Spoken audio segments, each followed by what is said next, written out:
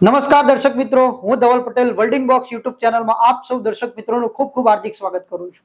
તો ગઈ વખતનું આપણું જે વિડીયો સેશન પેન્ડિંગ હતું, અધૂરું આપણે મૂકી ચૂક્યા હતા. રુધિર વિશે આપણે ચર્ચા કરતા હતા. તો એ જ રુધિરનો આપણે એક નાનો અમથો પહેલા ઓવરવ્યૂ જોઈ લઈએ અને પછી આપણો જે ટોપિક પેન્ડિંગ છે ત્યાંથી આપણે શુભ શરૂઆત કરીએ. તો મિત્રો, ગઈ વખત આપણે વાત કરતા હતા રુધિર વિશે આપણે ચર્ચા કરી ચૂક્યા હતા. રુધિર અભ્યાસને જેને આપણે હેમેટોલોજી તરીકે ઓળખીએ છીએ. રુધિરનું જે પીએચ મૂલ્ય છે 7.4 છે. રુધિર કોષો જે ત્રણ પ્રકારના હતા, રક્તકણ, શ્વેતકણ અને ત્રાકકણ. રક્તકણ જેના નામ તરીકે એરિથ્રોસાઇટ તરીકે ઓળખવામાં આવે છે. શ્વેતકણ જેના નામ આપણે લ્યુકોસાઇટ તરીકે ઓળખીએ છીએ અને ત્રાકકણ જેના બીજા નામ તરીકે થ્રોમ્બોસાઇટ તરીકે ઓળખીએ છીએ. ઓકે, આપણે રુધિર રસ અને રુધિર કોષો વિશે સહજ ચર્ચાઓ આપણે કરી ચૂક્યા છીએ. એની અંદર તો જે વિદ્યાર્થી મિત્રો કદાચ એ વિડીયો સેશન જોયો નથી તો એ વિડીયો સેશન જોઈ શકો છો. પછી આ વિડીયો સેશન એના માટે ખૂબ જ અગત્યનો બને છે. તો અહીંયા આપણે રક્તકણ વિશે, એક કણ વિશે એની અંદર આપણે ચર્ચા કરી ચૂક્યા હતા. બાકીના બંને કણો વિશે ચર્ચા બાકી હતી. શ્વેતકણ અને ત્રાકકણ વિશે ફરીથી આપણે આજે ચર્ચા કરવા હવે જઈ રહ્યા છીએ. તો હવે વાત કરીએ આપણે બીજા નંબરનો જે કણ છે, કણનું નામ છે શ્વેતકણ.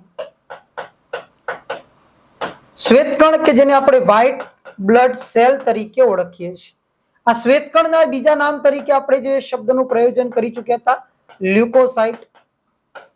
શ્વેતકણને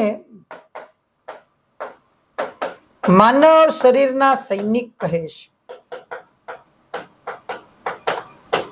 સૈનિક કેમ કહેવામાં આવે છે તો એના પાછળના રીઝન છે. જેમ કે આપણે રોજબરોજ બીમાર નથી પડતા. હવે વાતાવરણની અંદર તો બેક્ટેરિયા અત્ર તત્ર સર્વત્ર છે. વાયરસ પણ એક પ્રકારની એવી બોડી છે કે જે વાતાવરણની અંદર સંપૂર્ણ નિષ્ક્રિય છે અને આપણા માધ્યમમાં જીવંત થઈ જાય છે. મતલબ સજીવ અને નિર્જીવને જોડતી કડી તરીકે વાયરસને ઓળખીએ છીએ. તો કદાચ કેટલા વિદ્યાર્થી મિત્રો વાયરસ શું છે, બેક્ટેરિયા શું છે, એનો પણ આપણો વિડીયો યુટ્યુબ ઉપર ઓલરેડી પ્રેઝન્ટ છે, તો જોઈ શકો છો. તો માનવ શરીરના સૈનિક તરીકે, મતલબ આવા રોજબરોજ આવા વાયરસ, બેક્ટેરિયા, ફંગલ્સ આપણા ઉપર એટેક કરે છે. આપણે રોજ બીમાર નથી પડતા. એની પાછળના કેટલાક રીઝન છે કે આપણા શરીરની અંદર રહેલા જે WBC, જેને આપણી એન્ટીબોડી તરીકે, આપણા રક્ષક સૈનિક તરીકે ઓળખીએ છીએ. તો આ બધા ઘણા એવા ભક્ષક કોષો તરીકે પણ આ શ્વેતકણના પ્રકારને ઓળખવામાં આવે છે. મતલબ આવા વાયરસ આપણા શરીરમાં એન્ટર થાય છે તો આ જ WBC એને શું કરી નાખે છે, એ ખાઈ જાય છે, એને મારી નાખે છે. એટલા જ માટે આપણે રોજ બીમાર નથી પડતા. મતલબ એક પ્રકારના આપણા શરીરના ગેટકીપર કહી શકાય. મતલબ અંદર એન્ટર થવા દેતા નથી અને આપણે બીમાર નથી થવા દેતા. ચલો હવે વાત કરીએ તો આ શ્વેતકણ કેવા રંગના હોય તો સ્વાભાવિક રીતે છે રંગ છે સફેદ રંગ. હવે સફેદ રંગ કેમ છે તેના પાછળના કારણ છે. સફેદ રંગ એટલા માટે જ છે કે જેમ કે RBC એ હિમોગ્લોબિનને પોતાની અંદર શોષણ કરી શકે છે, પણ શ્વેતકણ એ હિમોગ્લોબિનની અંદર પોતે શોષિત કરી શકતા નથી. એટલા જ માટે જે એનો દેખાવ છે એ સફેદ રંગ હોય છે. એક સારું છે કે એની અંદર જે જોવા મળતું, જેમ કે આપણે વાત કરી ચૂક્યા, રક્તકણમાં કોષ કેન્દ્ર પ્રેઝન્ટ નથી, પણ શ્વેતકણ એકમાત્ર કોષ કેન્દ્ર ધરાવે છે. ફક્ત શ્વેતકણની અંદર જ કોષ કેન્દ્ર જોવા મળે છે. હવે કોષ કેન્દ્ર છે નથી, એ શું કામ કરે છે તો એની ચર્ચા જ્યારે આપણે કોષ રિલેટેડ ચેપ્ટરની ચર્ચા કરીશું એના વિશે આપણે સવિશેષ ચર્ચાઓ કરીશું. ચલો વાત કરીએ શ્વેતકણનું જે નિર્માણ છે, એ શ્વેતકણના નિર્માણ ક્યાં જોવા મળે છે તો શ્વેતકણના જે નિર્માણ છે અસ્થિમજ્જા.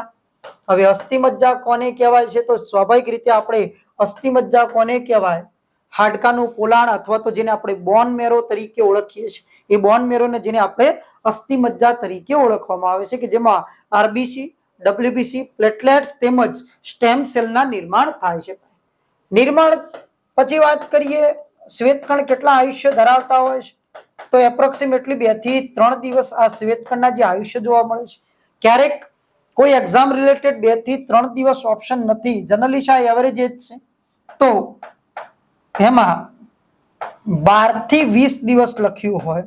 હવે બંનેની અંદર કન્ફ્યુઝન છે. હવે કન્ફ્યુઝન શું છે તો ઓલરેડી WBC અલગ અલગ પ્રકારના છે અને એના જ કારણે જે એવરેજ એજ ગણીએ છીએ 2 થી 3 દિવસની, પણ ક્યારેક બની શકે છે કે ગૂગલ અનુસાર એના જે એજ છે 12 થી 20 દિવસ, પણ આપણે બુક અનુસાર જો એની એજ છે 2 થી 3 દિવસની જોવા મળે છે. આયુષ્ય પછી વાત કરીએ શ્વેતકણના જે નિર્માણ છે, નિર્માણની આપણે ચર્ચા કરી ચૂક્યા છે. શ્વેતકણના નિર્માણ કે એમની સંખ્યાની વાત કરીએ. હવે શ્વેતકણની જે સંખ્યા છે એ કેટલી સંખ્યાના જોવા મળે છે તો જનરલી શ્વેતકણ છે 4000 થી 10,000 આપણે ઓલરેડી પ્રતિ માઇક્રો લીટરની આપણે ચર્ચા કરી ચૂક્યા. પ્રતિ માઇક્રો લીટર શું છે અને ઘન મિલીમીટર શું છે, બંને એકમ સમાન છે. તો ગઈ વખતનું આપણે આનું યુનિટ કન્વર્ઝેશન પણ ચર્ચા કરી ચૂક્યા છે. તો સંખ્યા છે 4000 થી 10000 પ્રતિ માઇક્રો લીટર છે. હવે શ્વેતકણના જે મૃત્યુ છે એ ઓલરેડી રુધિરમાં મૃત્યુ પામી શકે છે, કારણ કે એને લડવાનું કામ જ ક્યાં કરવાનું છે, તો રુધિરની અંદર એને લડવાનું કામ કરવાનું છે, કે જે આપણી એન્ટીબોડી તરીકે એને ઓળખવામાં આવે છે. તો આ તો શ્વેતકણનો એક ઓવરવ્યુ. હવે શ્વેતકણના જે અલગ અલગ પ્રકારના આપણે ટાઈપ્સ જોયા હતા, જેમ કે કેવા પ્રકારના આપણે ટાઈપ્સ જોઈ ચૂક્યા હતા શ્વેતકણના, તો એ શ્વેતકણના ટાઈપ્સ વિશે આપણે ચર્ચા કરીએ. અલગ અલગ પ્રકારના જે શ્વેતકણના આપણે જે ટાઈપ્સની આપણે ચર્ચા કરી ચૂક્યા હતા, એ ટાઈપ્સ જે 5 પ્રકારના હતા, કે જેમાં આપણે કણિકામય અને કણિકાવિહીન એમ 5 પ્રકારના શ્વેતકણની અંદર ન્યુટ્રોફિલ, બેઝોફિલ, ઇઓસિનોફિલ, મોનોસાઇટ અને લિમ્ફોસાઇટ એમ 5 શ્વેતકણની આપણે ચર્ચા કરીશું. જેમાંથી આપણે પહેલા શ્વેતકણની વાત કરીએ, સૌથી મોટા શ્વેતકણ. હવે સૌથી મોટા શ્વેતકણ કયા છે, તો સૌથી મોટા આકારની દ્રષ્ટિએ શ્વેતકણ છે જે છે મોનોસાઇટ. મોનોસાઇટ શ્વેતકણ જે આકારની દ્રષ્ટિએ સૌથી મોટા જોવા મળે છે. બીજા નંબરના શ્વેતકણ છે સૌથી વધુ શ્વેતકણ, મતલબ ડબ્લ્યુબીસી ના જે ટાઈપ છે એમાં સૌથી વધુ સંખ્યા જે શ્વેતકણની છે એ છે ન્યુટ્રોફિલ 60 થી 65%. ઓલરેડી આપણે રેન્જ પણ લખી ચૂક્યા હતા. મોનોસાઇટ હતી 6 થી 8%. આ બંને કોષોને ભક્ષક કોષો તરીકે ઓળખવામાં આવે છે. હવે ભક્ષક કોષો શબ્દ ઉપરથી જ તમને વિદ્યાર્થી મિત્રો આઈડિયા આવતો હશે કે આને ભક્ષક કોષો કેમ કહેવાય. જેવો કોઈ પેથોજન્સ, હવે પેથોજન્સ એટલે શું, તો પેથોજનનો મતલબ થાય કે જે આપણને બીમાર કરે છે એને આપણે પેથોજન્સ તરીકે ઓળખીએ છીએ. એટલે પેથોલોજી મતલબ થાય રોગચાળાના અભ્યાસ કરતા શાસ્ત્રને આપણે પેથોલોજી તરીકે ઓળખીએ છીએ. એટલા જ માટે આપણે બીમાર થઈએ છીએ તો ડોક્ટર દ્વારા જ્યારે પણ આપણે બ્લડ રિપોર્ટ, આપણે જે સેમ્પલ ટેસ્ટિંગ માટે જઈએ છીએ, એ પેથોલોજી લેબોરેટરી લખેલું હોય છે. એ પેથોલોજીનો મતલબ થાય રોગોનું વર્ગીકરણ કરતું અથવા રોગોનું નિદાન કરતું જે શાસ્ત્ર છે એને પેથોલોજી તરીકે ઓળખીએ છીએ. 2 પ્રકારના શ્વેતકણ છે, મોનોસાઇટ અને ન્યુટ્રોફિલ. ન્યુટ્રોફિલ સૌથી વધુ છે. મોનોસાઇટ આકારની દ્રષ્ટિએ સૌથી મોટા છે, કે જેના અંદર કેન્દ્રો, જે કોષ કેન્દ્રો છે એસ આકારના જે જોવા મળતા હોય છે. બંનેને ભક્ષક કોષો એટલા માટે કહેવાય છે કે જેવો કોઈ વાયરસ કે બેક્ટેરિયા આપણા શરીરમાં એન્ટર થાય છે તો એની સામે લડવા માટે આ એકત્ર થાય છે અને ત્યાં એને ખતમ કરવાનું કામ કરે છે. એટલા માટે એને ભક્ષક કોષો કહે છે. એટલા જ માટે આ ન્યુટ્રોફિલ ની રેન્જ છે એ સૌથી વધુ જોવા મળે છે. ત્રીજા નંબરના કોષની વાત કરી કે સૌથી ઓછા શ્વેતકણ.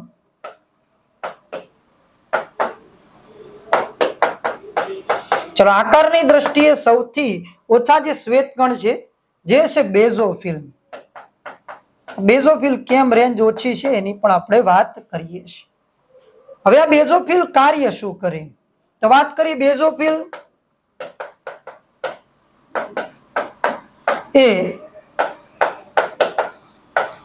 સોજા જેવી પ્રતિક્રિયાઓ માટે જવાબદાર.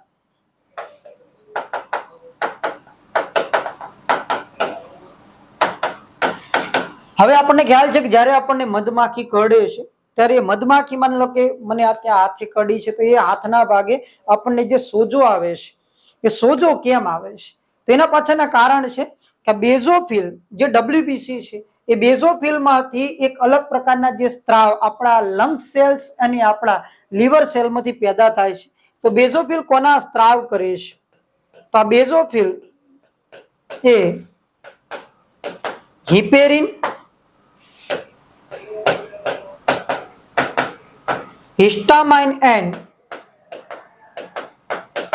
સેરેટોનિનના સ્ત્રાવ માટે જવાબદાર છે. હવે મિત્રો, હવે શ્વેતકણના જે પ્રકાર તમને ભણાવી રહ્યો છું એ પહેલા કોઈ નોર્મલ એક્ઝામમાં આવા કોઈ પણ પ્રકારના ડબ્લ્યુબીસી પરીક્ષામાં આવેલ નથી. હવે એક સ્ટેપ આપણે આગળ વધી ચૂક્યા છીએ. આપણી જે એક્ઝામો છે આપણને ખ્યાલ જ છે કે ભાઈ ક્લાસ 3 લેવલની જે એક્ઝામો છે હવે સરળ એક્ઝામો રહી નથી. અત્યારે કદાચ એની કોમ્પિટિશન ક્લાસ 1-2 જેવી છે.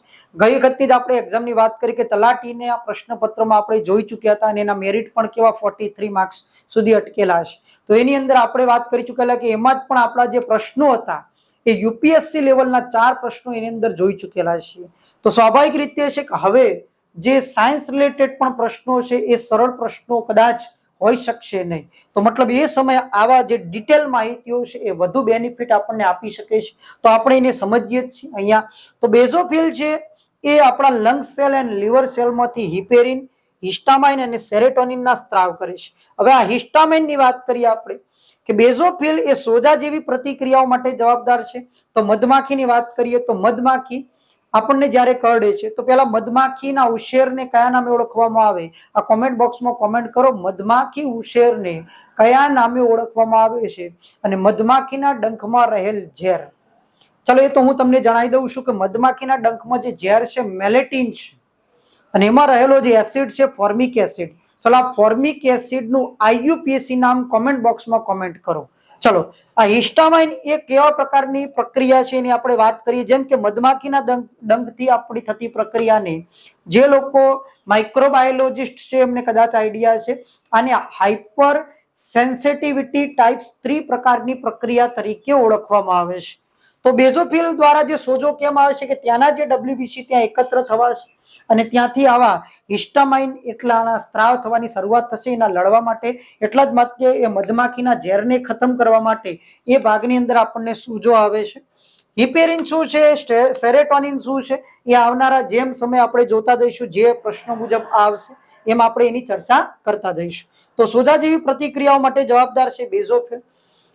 હિસ્ટામાઇનના કારણે આપણે એક વાત કરીએ તો મિત્રો હિસ્ટામાઇનના કારણે થતી જે પ્રોસેસ છે એને આપણે એન્ટી હિસ્ટામાઇન કહીશું.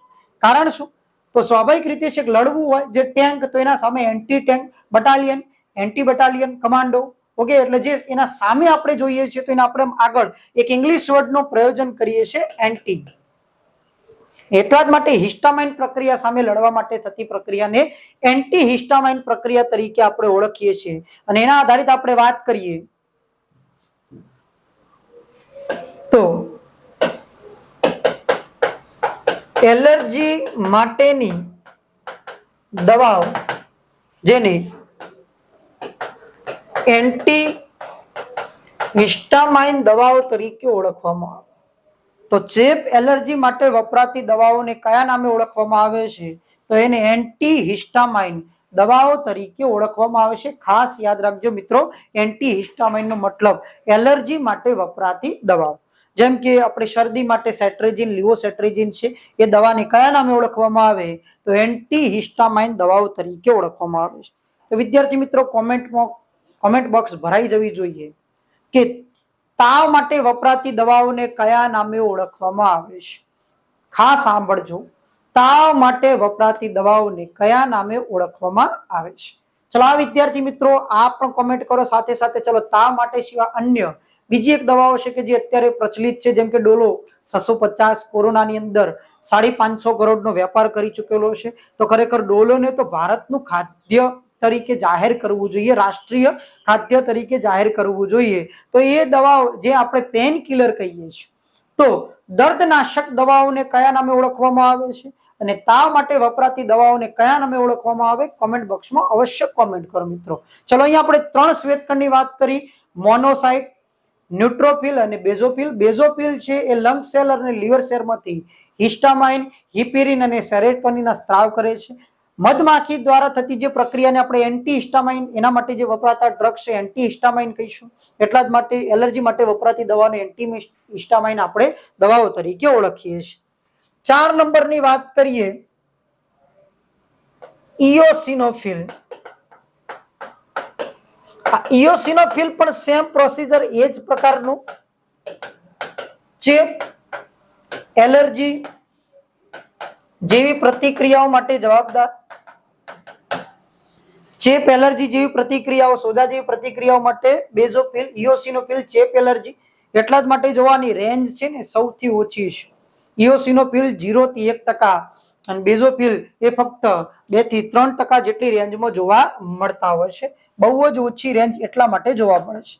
5 નંબરના છે લિમ્ફોસાઇટ. હવે આ લિમ્ફોસાઇટની આપણે વાત કરીએ તો સૌથી નાના શ્વેતકણ છે, આકારની દ્રષ્ટિએ સૌથી નાના શ્વેતકણ છે લિમ્ફોસાઇટ. પણ એ આપણી રોગ પ્રતિકારકતા માટે જવાબદાર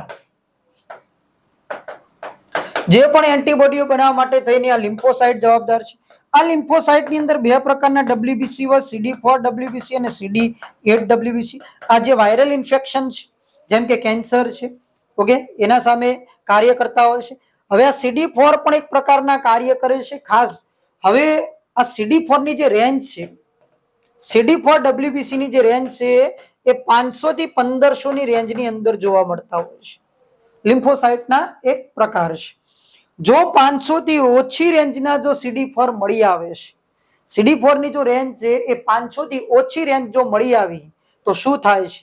તો CD4 ની જો 500 થી ઓછી રેન્જ મળે છે તો ડેફિનેટલી એ વ્યક્તિના શરીરની અંદર એક વાયરસ પ્રેઝન્ટ હશે. એ વાયરસનું નામ છે HIV વાયરસ. એ વાયરસનું નામ છે HIV વાયરસ છે. કયા WBC? તો CD4 WBC. એક પ્રકાર છે લિમ્ફોસાઇટનો CD4 WBC. જો એની રેન્જ 500 થી ઓછી હોય છે તો ડેફિનેટલી એના શરીરની અંદર કયા વાયરસ પ્રેઝન્ટ હોય છે? વ્યક્તિના શરીરમાં HIV વાયરસ પ્રેઝન્ટ હોય છે. હવે HIV માટેના તો ટેસ્ટ આપણને ખ્યાલ જ છે, એલાઇઝા સિવાય વેસ્ટર્ન બ્લોટ એના જે ટેસ્ટ છે WB વેસ્ટર્ન બ્લોટ, આ ટેસ્ટ જોવા મળતા હોય છે. બીજો પણ ટેસ્ટ એની અંદર આપણે ઇન્ક્લુડ કરી શકીએ છીએ. ટેસ્ટનું નામ છે અહીંયા જોઈ શકીએ આપણે CD4 WBC ટેસ્ટ તરીકે પણ ઓળખવામાં આવે છે. તો આ 5 પ્રકારના WBC ના પ્રકાર જોયા. 5 પ્રકારના આપણે ફરીથી નામ જોઈએ: ન્યુટ્રોફિલ, બેઝોફિલ, ઇઓસિનોફિલ, મોનોસાઇટ અને લિમ્ફોસાઇટ. એ 5 પ્રકારના શોર્ટની અંદર આપણે કાર્ય જોઈ લઈએ. જેમ કે આપણે વાત કરી મોનોસાઇટ અને ન્યુટ્રોફિલ ભક્ષક કોષો તરીકે ઓળખવામાં આવે.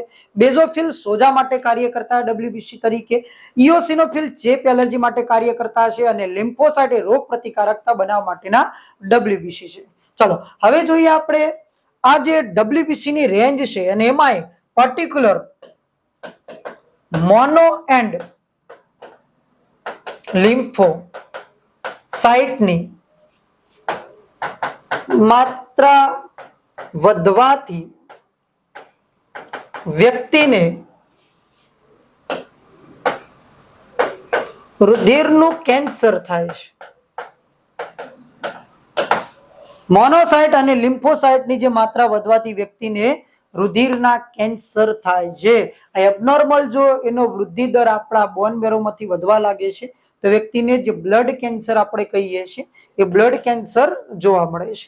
તો હવે આપણે પર્ટિક્યુલર અહીંયા કેન્સર શું છે એના વિશે આપણે ચર્ચા કરીએ. તો કેન્સર વિશે આપણે થોડી ઇન્ફોર્મેશન જોઈ લઈએ છીએ.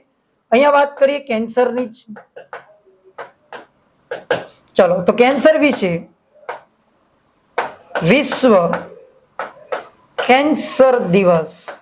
ચલો વિશ્વ કેન્સર દિવસ કઈ તારીખના રોજ ઉજવવામાં આવે છે? તો તારીખ છે 4 ફેબ્રુઆરી. વિશ્વ કેન્સર દિવસ 4 ફેબ્રુઆરીના રોજ ઉજવવામાં આવે છે.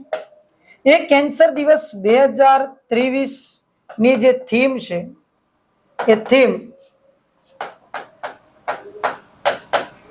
Close the care gap. Close the care gap 2023 ની જે થીમ છે ક્લોઝ ધ કેર ગેપ તરીકે એ થીમ ઉપર ઉજવવામાં આવેલો છે.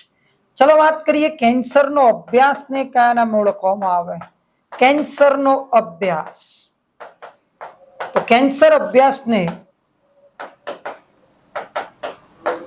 ઓન્કોલોજી તરીકે ઓળખવામાં આવશે. ખાસ યાદ રાખજો મિત્રો, cancer study of cancer oncology તરીકે ઓળખવામાં આવે છે.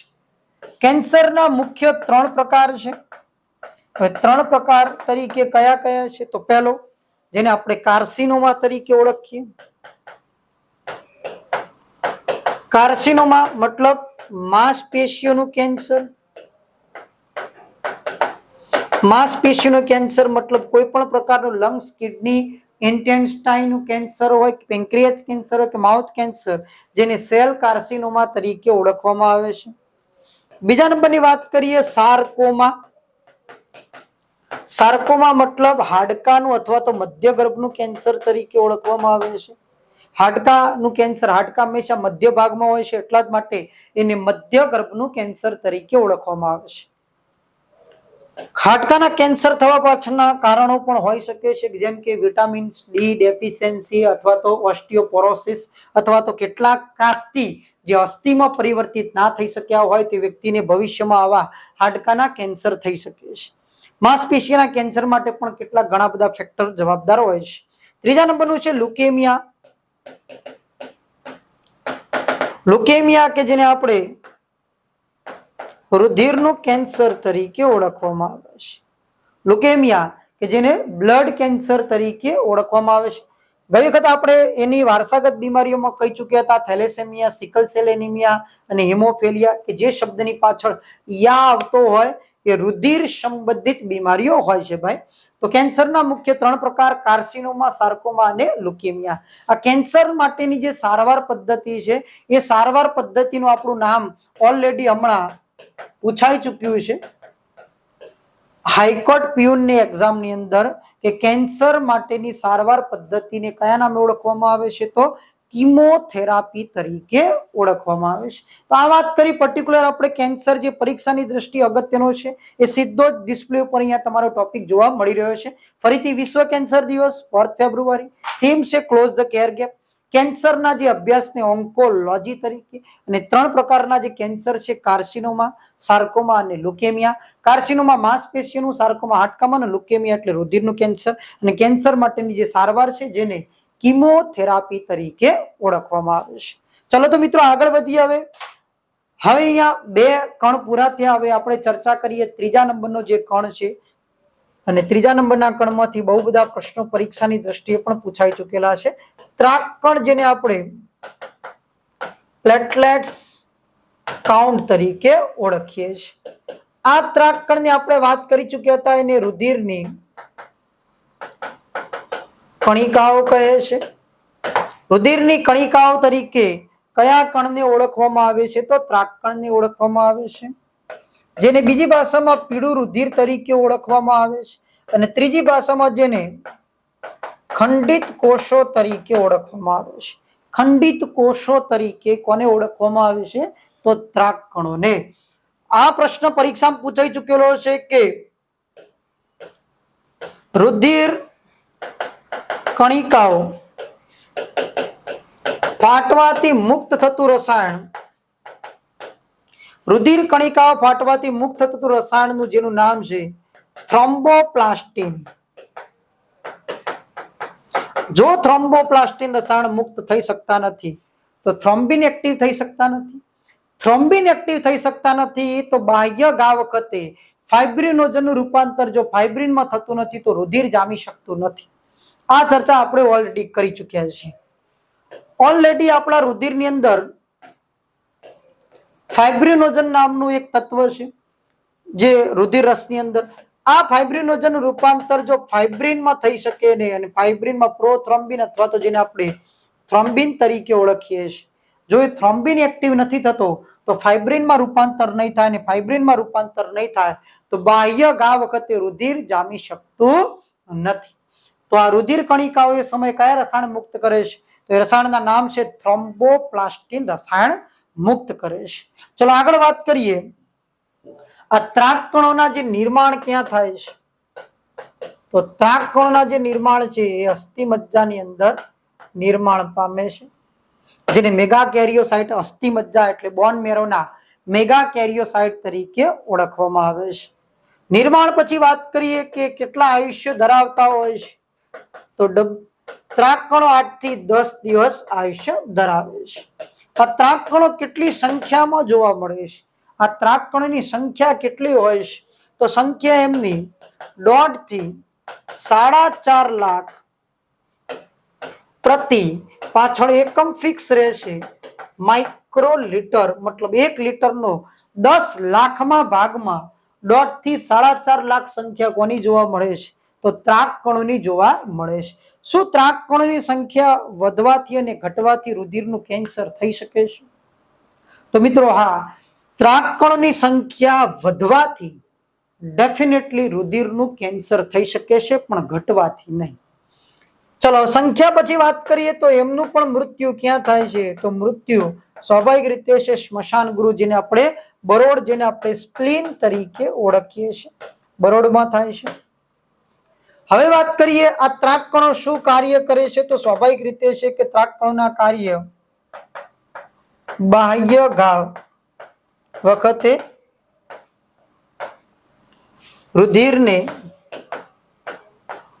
જામવામાં મદદરૂપ કણો. બાહ્ય ઘા વખતે રુધિરને જે જામવામાં મદદરૂપ કણો છે એ કણો છે ત્રાક કણો. આવા પરીક્ષાની અંદર પ્રશ્ન પૂછાઈ ચુકે છે.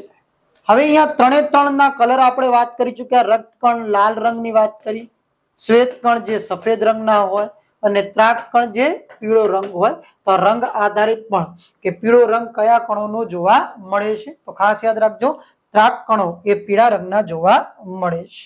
હવે વાત કરીએ આ ત્રાક કણની સંખ્યા વધે તો જેને થ્રોમ્બોસાઇટોસિસ તરીકે ઓળખવામાં આવે અને ત્રાક કણની સંખ્યા ઘટે જેને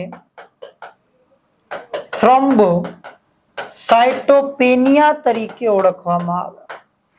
થ્રોમ્બોસાઇટોસિસ એન્ડ થ્રોમ્બોસાઇટોપેનિયા બંને જો આવી સ્થિતિઓ સર્જાય છે તો વ્યક્તિનું બ્લીડિંગ, નાકમાંથી બ્લીડિંગ થવા લાગે છે, વધારે પડતું બ્લીડિંગ ત્યાંથી વહેવા લાગે છે, તો વ્યક્તિના મૃત્યુ થઈ શકે છે જો સંખ્યા વધે છે.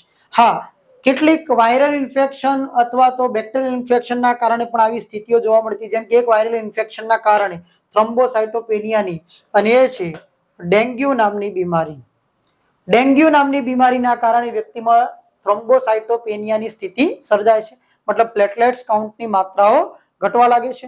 જો 20,000 થી પ્લેટલેટ્સ કાઉન્ટની માત્રા વધુ પડતી ઘટી જાય છે તો સિવિયર થ્રોમ્બોસાઇટોપેનિયા તરીકે ઓળખવામાં આવે છે, તો વ્યક્તિના મૃત્યુ પણ થઈ શકે છે આવી ગંભીર બીમારીઓમાં.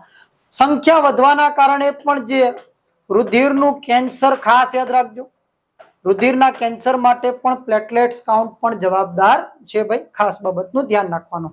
તો અહીંયા મિત્રો આપણે 3 કણો વિશે ચર્ચા કરી ચૂક્યા, રક્તકણ, શ્વેતકણ, ત્રાક કણ, તેમજ આપણે એની અન્ય ઇન્ફોર્મેશન જોઈ ચૂક્યા, કેન્સર વિશેની ચર્ચા કરી ચૂક્યા. હવે રુધિર સંબંધિત આપણે આગળ વધીએ અને નવા ટોપિક વિશે આપણે ચર્ચા કરીએ અને એ નવા ટોપિકનું નામ છે બ્લડ ગ્રુપ. ચલો તો હવે આપણે ચર્ચા કરીએ બ્લડ ગ્રુપ વિશે. આ બ્લડ ગ્રુપ ખૂબ જ એક અગત્યનો ટોપિક છે પરીક્ષાની દ્રષ્ટિએ, તો મોસ્ટ આઈએમપી છે. ઘણી બધી પરીક્ષામાં જેમ કે એસટીઆઈ ના પેપરમાં, ડીવાયએસઓ ના પેપરમાં આ બ્લડ ગ્રુપમાંથી બહુ બધા પ્રશ્નો પરીક્ષામાં પૂછાઈ ચૂક્યા છે. તો આ બ્લડ ગ્રુપની શોધ સૌપ્રથમ કોણ કરી ચૂક્યું છે? તો બ્લડ ગ્રુપની શોધ કરી હતી કાર્લ લેન્ડસ્ટીનર દ્વારા.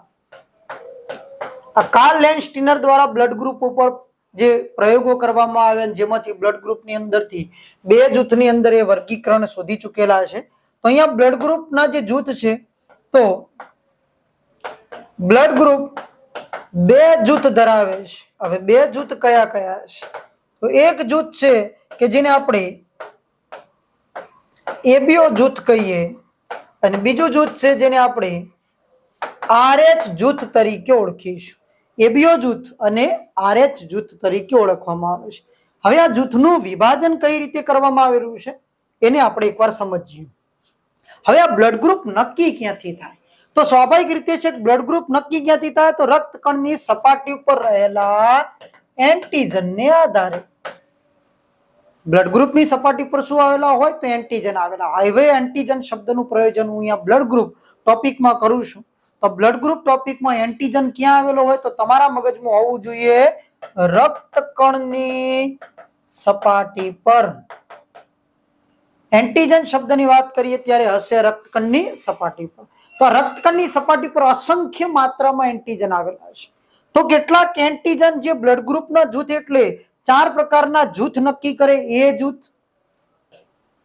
બી જૂથ, એબી જૂથ અને ઓ જૂથ, એમ 4 પ્રકારના જે જૂથનું વર્ગીકરણ કરે છે એ જૂથ છે એબીઓ જૂથ. બીજું છે આરએચ જૂથ. હવે આરએચ જૂથ એ શું નક્કી કરે છે? બંને મૂળ તો છે એન્ટીજન.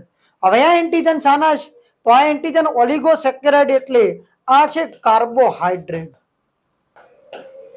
આ એન્ટીજન બનેલા છે કાર્બોહાઈડ્રેટ એ રક્તકણની સપાટી પર. બીજા એક એન્ટીજન જે આવેલા છે આરએચ જૂથના એ બનેલા છે પ્રોટીનના. હવે આરએચ જૂથ આધારિત શું નક્કી થાય? તો 4 જે જૂથ એબીઓ જૂથના જે એ બી, એબી અને ઓ એમ 4 પ્રકાર જે નક્કી થયા આરએચ જૂથ આધારિત, એ 4 માંથી પોઝિટિવ એન્ડ નેગેટિવ નક્કી થાય છે.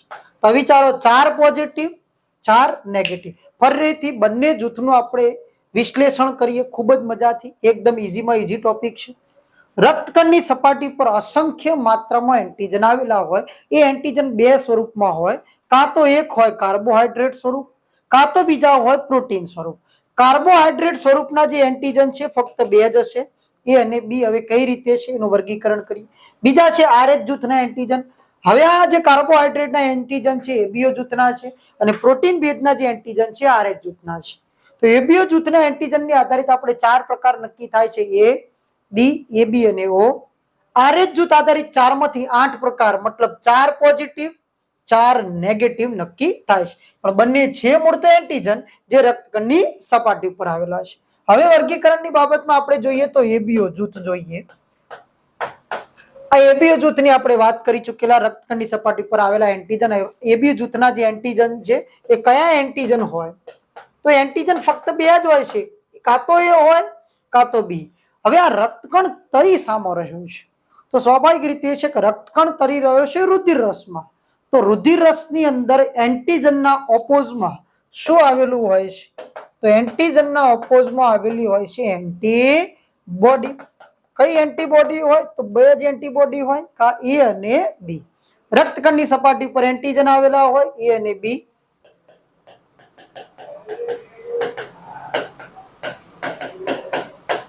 રક્તકણ સામો તરી રહ્યો છે રુધિર રસમાં, એટલે રુધિર રસની અંદર શું આવેલી હોય? એન્ટીબોડી આવેલી હોય. તો આના આધારિત 4 પ્રકાર બે માંથી કઈ રીતે નક્કી થાય? તો અહીંયા બોર્ડ તરફ ધ્યાન આપજો મિત્રો.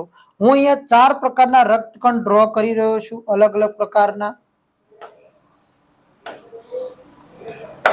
એનામાંથી આપણે કેટલાક એન્ટીજન દોરીએ.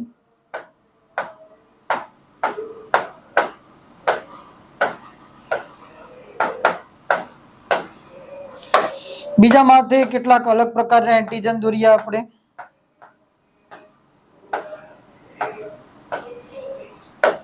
હવે આના માથે આપણે પાછા બીજા અલગ પ્રકારના એન્ટીજન દોરીએ.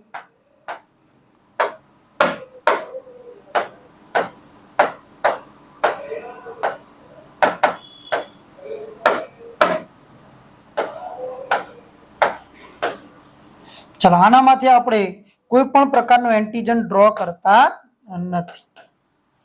તો અહીંયા તમે જોઈ શકો છો કે જે અહીંયા રેડ કલરનું જે એન્ટીજન દેખાય છે, આ એન્ટીજન માની લો કે બનેલો છે N-એસિટાઇલ ગ્લેક્ટોઝામિનનો. આ એન્ટીજન નું હું નામ આપ્યું છે એ એન્ટીજન. કયો એન્ટીજન? એ એન્ટીજન. તો બ્લડ ગ્રુપનો પ્રકાર બની ગયો એ. આ એન્ટીજન છે ગેલેક્ટોઝ નો બનેલો છે. એ એન્ટીજન નું હું નામ આપું છું બી. તો આ બ્લડ ગ્રુપ બની ગયો બી. અહીંયા તમે જોઈ શકો છો એ પણ એન્ટીજન છે અને બીજો બી પણ એન્ટીજન છે. તો આ બ્લડ ગ્રુપ બની ગયું એ બી. અને માથે કોઈ પણ પ્રકારનું એન્ટીજન નથી. એન્ટીજન ન હોવાના કારણે આ બ્લડ ગ્રુપ બની ગયું O. હવે એન્ટીજનના ઓપોઝમાં જ એન્ટીબોડી હોય. ક્યારે એન્ટીજન અને એન્ટીબોડી ક્યારે સમાન હોતા નથી. જો સમાન હોય તો રક્તકણ અને રુધિર રસ એકબીજા સાથે ગઠ્ઠો થઈ જાય છે, મતલબ કોગ્યુલેન્ટ થવા લાગશે અને જેના કારણે રુધિર શરીરમાં ભ્રમણ કરી શકતું નથી. એટલે હંમેશા એન્ટીજન અને એન્ટીબોડી એકબીજાની વિરુદ્ધમાં હોય. તો જો કોઈનું બ્લડ ગ્રુપ એ હોય તો એની અંદર રહેલી એન્ટીબોડી હંમેશા બી ની હોય. જો કોઈનું બ્લડ ગ્રુપ બી હોય તો એના શરીરમાં રહેલી એન્ટીબોડી હંમેશા એ ની હોય. જો કોઈનું રુધિર એ બી બ્લડ ગ્રુપ છે તો એના શરીરમાં કોઈ પણ પ્રકારની એન્ટીબોડી બ્લડ ગ્રુપની હોતી નથી. જો કોઈનું બ્લડ ગ્રુપ O છે તો એના શરીરની અંદર એની પણ એન્ટીબોડી હોય છે અને બી ની પણ એન્ટીબોડી જોવા મળે છે. હવે આના ઉપરથી ખાસ એક બાબતનો આપણે નોટ કરીએ કે અહીંયા તમે આપણે O બ્લડ ગ્રુપ વાળાની અંદર ખામી જુઓ, માથે કોઈ પણ પ્રકારનું એન્ટીજન નથી એટલે આપણે કહીશું એન્ટીજનની ખામી. અને ઓને આપણે બીજું શું કહીએ છીએ? સર્વદાતા કહીશું. હવે એ બી માં તમે જોઈ શકો છો સર્વગ્રાહી આપણે જેને કહીએ છીએ. હવે સર્વગ્રાહી કેમ કહીએ છીએ? તો એની પાછળના કારણ છે એન્ટીબોડીની ખામી. હવે એન્ટીબોડીની ખામી, હવે જુઓ, હવે આના પરથી આપણે બ્લડ ગ્રુપ કોણ લઈ શકીએ છીએ, કોને આપી શકીએ છીએ એના પરથી સમજીએ. એ બી માં એન્ટીબોડીની ખામી, ઓ ની અંદર એન્ટીજનની ખામી. જો કોઈ બ્લડ આપતો હોય, કોઈ વ્યક્તિ દાતા હોય, એનો એન્ટીજન જોવાનો અને કોઈ વ્યક્તિ મેળવતો હોય, ઓકે, ગ્રાહી ગ્રહણ કરતો હોય, એની એન્ટીબોડી જોવાની. જો એન્ટીજન અને એન્ટીબોડી સમાન હોય તો એ બ્લડ ગ્રુપ વાળો એ બ્લડ ગ્રુપ વાળાને ડોનેટ કરી શકતો નથી. હા, એન્ટીજન કે એન્ટીબોડી ગેરહાજર હોય તો ચાલશે, પણ બેનું સમાન થવું જોઈએ નહીં. એટલા જ માટે તમે જુઓ, એ વાળો ક્યારે બી ને બ્લડ ના આપી શકે ને બી વાળો ક્યારે એને ના આપી શકે. મેં તમને કીધું, આપતો હોય એનો એન્ટીજન, લેતો હોય એની એન્ટીબોડી સમાન હોવી જોઈએ નહીં, ગેરહાજર હશે તો ચાલશે. તો અહીંયા જુઓ, બી બ્લડ ગ્રુપ વાળો કેમ એને નથી આપી શકતો? તો બી ની અંદર બે એન્ટીજન છે અને એ બ્લડ ગ્રુપમાં બી એન્ટીબોડી છે, સમાન છે, એટલા માટે નથી આપી શકતો. એ વાળો બી ને કેમ નથી આપી શકતો? એન્ટીજન એન્ટીબોડી સમાન. એ બી વાળો કેમ કોઈને નથી આપી શકતો? જુઓ, એ બી માં એ એન્ટીજન બી એન્ટીજન, બંને એન્ટીજન મતલબ એન્ટીબોડી બી એન્ટીબોડી એ, બંને એન્ટીબોડી, એટલે એ બી વાળો ક્યારે કોઈને બ્લડ આપી શકતો નથી, સિવાય કે પોતાનું જ બ્લડ ગ્રુપ. હવે પોતાનું બ્લડ ગ્રુપ આપતો તો સ્વાભાવિક એમાં બે એન્ટીજન છે, પોતાનું જે મેળવતો એમાં કોઈ એન્ટીબોડી છે નહીં. ઓ વાળો કેમ બધાને આપી શકે છે? માથે કોઈ એન્ટીજન જ નથી, ગેરહાજર હશે તો ચાલશે, આપણે વાત કરી ચૂક્યા હતા. એટલા જ માટે ઓ વાળો એને પણ આપે, બી ને પણ આપે, એ બી ને પણ આપી શકે છે, કારણ કે માથે એન્ટીજન નથી. એટલે એન્ટીજનની ખામી હોવાના કારણે સર્વદાતા થાય છે. એ બી માં કોઈ એન્ટીબોડી નથી, જેના કારણે એ ગેરહાજર, બી ગેરહાજર, ગેરહાજર, ગેરહાજર, મતલબ વાંધો છે નહીં. એટલા જ માટે એબી માં એન્ટીબોડી નથી, એટલા માટે એબી વાળો દરેકનું બ્લડ લઈ શકે છે. ઓ વાળામાં એન્ટીજનની ખામી છે, માટે જ બધાને આપી શકે છે. પણ ઓ વાળો કેમ કોઈનું બ્લડ નથી લઈ શકતો? જુઓ, એ બી બી, એ બી, એટલા જ માટે ઓ સર્વદાતા ભલે રહ્યો, પણ એને બ્લડની જરૂરિયાત પડે છે તો ફક્ત ઓ બ્લડ ગ્રુપનું જ લઈ શકે છે. એ વાળો કેમ બી ને ના આપી શકે, બી વાળો કેમ એને ના આપી શકે? તો સમજી ગયા. એ બી કેમ સર્વગ્રાહી છે? એન્ટીબોડી જ નથી, ગમે તેનું બ્લડ આવે તો વાંધો જ નથી. ઓ વાળો કેમ બધાને આપી શકે છે? એન્ટીજન જ નથી, વાંધો નહીં, ગમે તેને આપો, કઈ ફરક પડતો નથી. તો આના આધારિત આપણે આ 4 પ્રકાર બનેલા છે એપીઓ જૂથના. હવે વાત કરીએ આરએચ જૂથ. તો આના આધારિત તમે બ્લડ ગ્રુપ ની અંદર ટાઈપ્સ નક્કી કરી શકો છો, કોને આપી શકે છે અને કોનું લઈ શકે છે. હવે વાત કરીએ આરએચ જૂથ. આરએચ જૂથ આધારિત આપણે વાત કરી ચૂક્યા. આરએચ નો મતલબ था રેસસ. રેસસ શું હતા? તો વાંદરા હતા, એક વાંદરાની જાતિ હતી કે જેના પર કાર્લ લેન્ડ સ્ટીનર એન્ડ વિનર દ્વારા પ્રયોગો કરવામાં આવ્યા અને એક નવા પ્રકારના એન્ટીજન રક્તકણની સપાટી પર પ્રોટીન બેઝના શોધી નાખ્યા છે. જે રેસસ એ શું હતા? તો એ વાંદરાની પ્રજાતિ હતી, એના પર પ્રયોગો કરવામાં આવે અને એના ઉપરથી રક્તકણની સપાટી પર એક નવા પ્રકારના એન્ટીજન આવા શોધ્યા. ત્યાર સુધી એવા 50 થી વધુ પ્રકારના આરએચ ફેક્ટર કે જે રક્તકણની સપાટી પર મળી આવેલા છે, જે બનેલા હોય છે પ્રોટીનના બનેલા હોય છે. તો આરએચ આધારિત જો રક્તકણની સપાટી પર આરએચ ફેક્ટર હાજર, અને એમાં કૌંસમાં લખું છું અલગ અલગ 50 પ્રકારના જે આરએચ ફેક્ટર છે એમાંનો એક મુખ્ય જે આરએચ ફેક્ટર છે એ આરએચ છે ડી આરએચ ફેક્ટર, જે આપણા માટે સૌથી અગત્યનો છે. જો રક્તકણની સપાટી ઉપર ડી આરએચ ફેક્ટર હાજર હોય તો એ બ્લડ ગ્રુપ કેવું છે? તો એ બ્લડ ગ્રુપ છે પોઝિટિવ. અને આવા વિશ્વની અંદર 85% લોકો એ પોઝિટિવ બ્લડ ગ્રુપ ધરાવે છે, જેમાં ડી આરએચ ફેક્ટર હાજર હોય છે. અલગ અલગ પ્રકારના જે આરએચ ફેક્ટર છે એમાં મનુષ્ય માટે કેપિટલ ડી, સ્મોલ ઈ, કેપિટલ સી, સ્મોલ સી, એમ 5 પ્રકારના જે આરએચ ફેક્ટર છે એનું ખૂબ જ મહત્વ છે, જેમાંનો મુખ્ય આરએચ છે ડી આરએચ છે. આરએચ ફેક્ટર હાજર હોય તો બ્લડ ગ્રુપ પોઝિટિવ છે. વિશ્વમાં આવા 85% લોકો જે પોઝિટિવ બ્લડ ગ્રુપ ધરાવે છે. આરએચ ફેક્ટર ગેરહાજર, પણ કયો આરએચ ફેક્ટર ગેરહાજર? તો ડી આરએચ ફેક્ટર ગેરહાજર હોય તો એ નેગેટિવ છે. તો વિશ્વમાં આવા 15% લોકો એ નેગેટિવ બ્લડ ગ્રુપ ધરાવે છે. હવે બે સેન્ટેન્સ ઉપરથી આપણે સમજીએ કે જે રક્તકણની સપાટી ઉપર આરએચ ફેક્ટર હાજર, પણ હાજરમાંનો કયો? D Rh.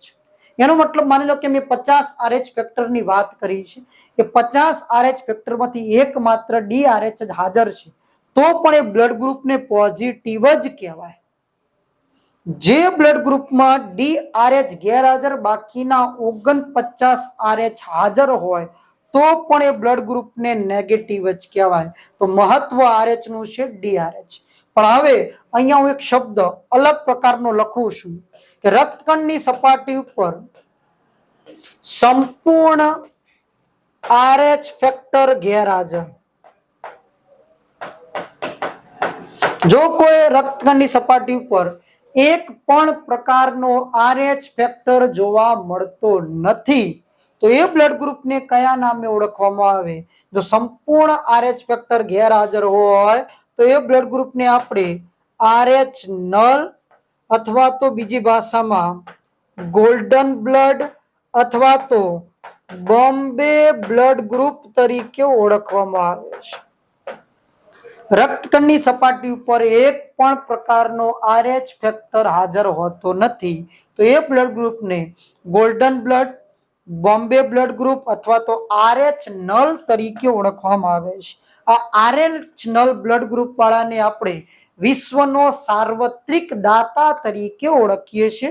મતલબ કોઈ પણ બ્લડ ગ્રુપ વાળાને જો કોઈ બ્લડ ગ્રુપ ડોનેટ કરી શકતો હોય તો એ RH નલ છે. કારણ કે એમાં કોઈ પણ પ્રકારનો ફેક્ટર મતલબ એના પર કોઈ એન્ટીજન હાજર હોતો નથી ભાઈ. આવું ટૂંક જ સમયમાં એક ઘટના બનેલી છે. કદાચ એ ઘટના વિશે તમે જાણતા હોય તો રાજકોટમાં એક વૃદ્ધને હાર્ટ એટેક આવે છે. હોસ્પિટલમાં એડમિટ કરવામાં આવે છે. એડમિટ કરતા એ દાદાને બ્લડની જરૂરિયાત છે. પણ બ્લડની જરૂરિયાત છે, બ્લડ ઉપર એ રાજકોટ હોસ્પિટલમાં જે લેબમાં ટેસ્ટ કરવામાં આવ્યા, ટેસ્ટ આધારિત એ લોકોને બ્લડ કયું છે એ વિશે કોઈ આઈડિયા આવ્યો નહીં. એ બ્લડને અમદાવાદ મોકલવામાં આવ્યું. અમદાવાદની અંદર લેબમાં ટેસ્ટ કરવામાં આવ્યા છતાં પણ અમદાવાદ વાળાએ પણ એનો રિપોર્ટ આપી શક્યા નહીં. આખિરકાર એ બ્લડને અમેરિકાના ન્યુયોર્કમાં મોકલવામાં આવે છે. ન્યુયોર્કથી બ્લડનો રિપોર્ટ આવે છે કે આ વિશ્વનું rarest of the rare blood group છે ને એ બ્લડ ગ્રુપનું નામ હતું EMM નેગેટિવ. મતલબ RH નલની અંદરનો પણ પ્રકાર જોવા મળ્યો EMM નેગેટિવ. વિશ્વમાં આવા 8 લોકો આવું બ્લડ ગ્રુપ ધરાવતા હશે. તો મિત્રો વિચારો કે 100 કરોડે એક વ્યક્તિ થયો. આખિરકાર એ વૃદ્ધનું મૃત્યુ થઈ ચૂક્યું હતું કારણ કે આવું બ્લડ મળવું એ બહુ રેર છે. તો એટલા જ માટે જે પણ લોકો પોતે આવા બ્લડ ગ્રુપ પોતાના કયા પ્રકાર છે જાણતા નથી હોતા તો સિવિલની અંદર ફ્રી ઓફ કોસ્ટ આવા બ્લડ ગ્રુપ જે આપણે ટેસ્ટ કરાવી શકીએ છીએ.